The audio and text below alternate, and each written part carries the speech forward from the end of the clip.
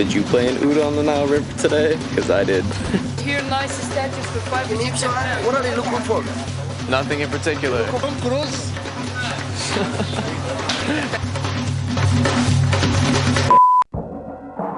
I'm Drake McElroy, professional motorcycle dude, Red Bull X Fighters judge, and all-around curious guy. With the Red Bull X Fighters World Tour, I get to go, you guessed it, all around the world. Would you pass up an opportunity to see the world on somebody else's dime?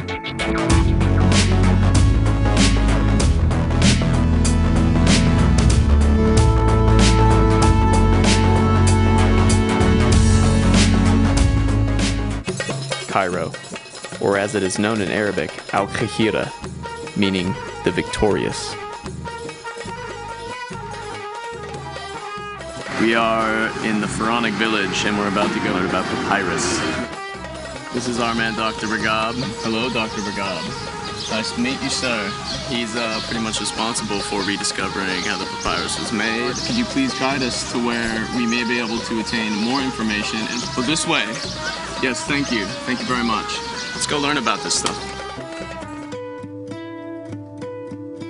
The papyrus is made from this grass here, which grows in this little marsh portion. So we take our piece, we cut it into about the length of material that we need to get to the pulp on the inside. I'm probably taking off way too much material, but in the end, we should end up with enough to work with. Papyrus was basically the first form of paper. Without it, much of human history would not have been documented. Alright, thanks for your help. In the process, I'm trying to awkwardly interact with this woman, trying to show me visually what's going on. Look! The Jungle Cruise!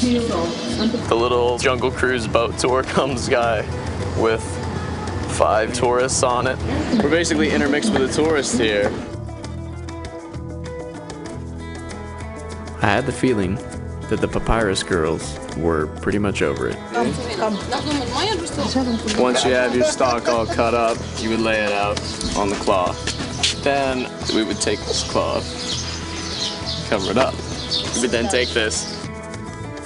Once you lay it in, cover it with a stone, and voila, papyrus.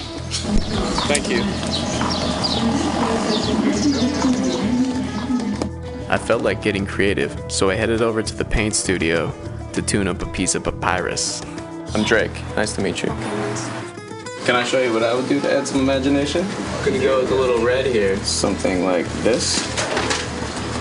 Tears. Sad man? No, not a sad man. Tears aren't always for sadness. You ever experienced tears of joy? Yes. I would imagine it'd be like the hieroglyphics that are in my brain. It looks a little gypsy-ish. And, you know, those people are always moving around. Now you? Little blue inside? Perfect. I think we make a good team. It's like she's reading my mind.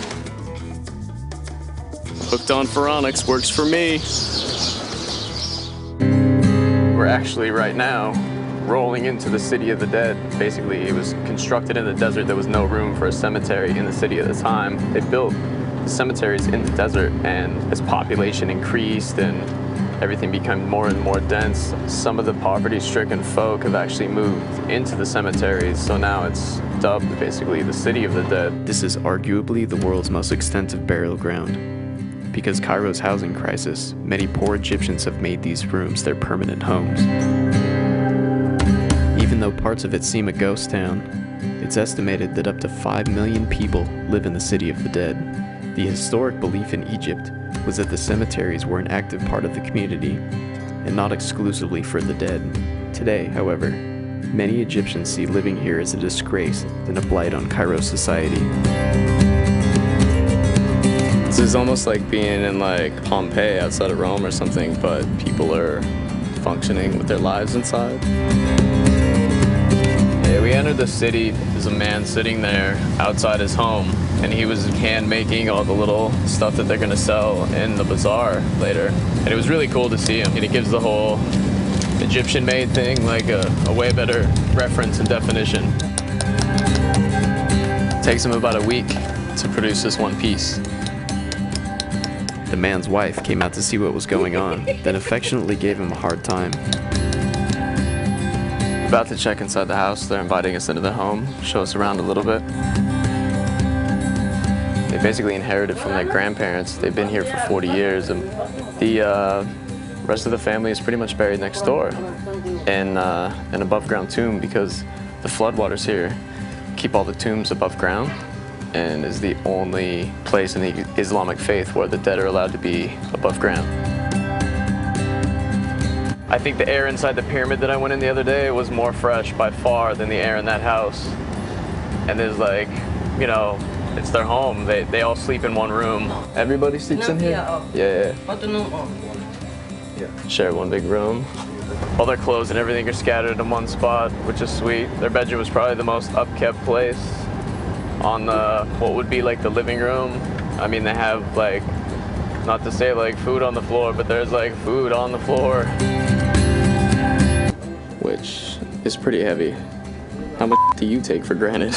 It really kind of made you feel bad for the people, real bad. There was a tomb in there, what would have been their little backyard portion outside the living room, and it was empty, but I mean, it's right there. It's all stacked on top of each other, and it was very poor and very shocking. I mean, after I have gone into these people's homes and, you know, they let us walk around, and I mean, this is my last day here, and everywhere it's like, all right, you took my picture, I want money, you know? These people let us into their homes, and you couldn't not help but be like, hey, I'll buy, you know, one of these plates definitely from you. You know, you're making them. It's different too, like you see them making it, and it's like, that's literally how they're making their living. Like this one? We ended up with this piece here, which was super cool because this is the one he was actually working on, and it's not even finished. It was even cooler, I believe. My impressions of the City of the Dead are going to stick with me forever.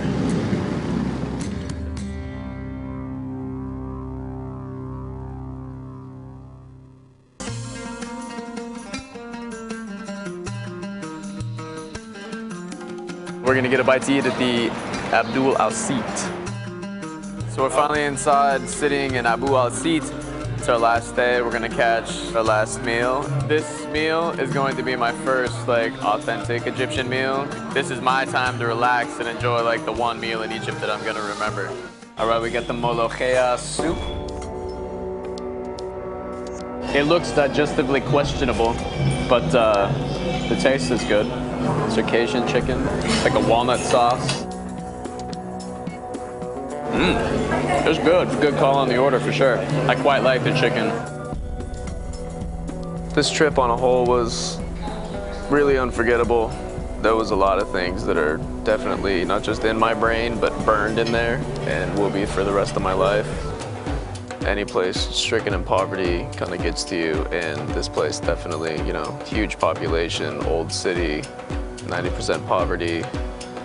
All the hands out after a while really get to you, and it's sad because you can't really like appease them all. I'm not lying to you. I really don't have any money in my pockets.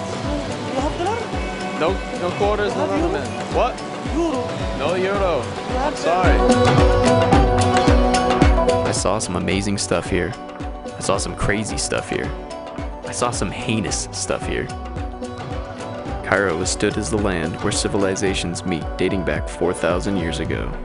The pharaohs, Greeks, Babylonians, and Romans have all left their mark here. Today, Cairo is a neurotic, bustling, and sometimes overwhelming metropolis, where the traffic is insane, poverty is everywhere, buildings seem to be built without the use of a level, and bartering is a way of life. A city of both great beauty and despair.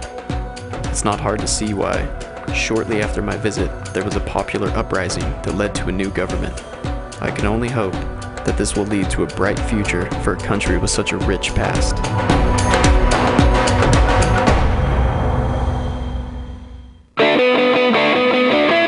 We're in LAX and we're going to Madrid. I heard you guys have some insane collection of Spanish bikes. Botín, it's the world's oldest restaurant. Tomorrow you can work here, no problem. So we must be on the alternative side of town. We got girls with mohawks, metal sticking out of their ribs. We've been informed that this was built in the 1st century by the Romans. Well, come on!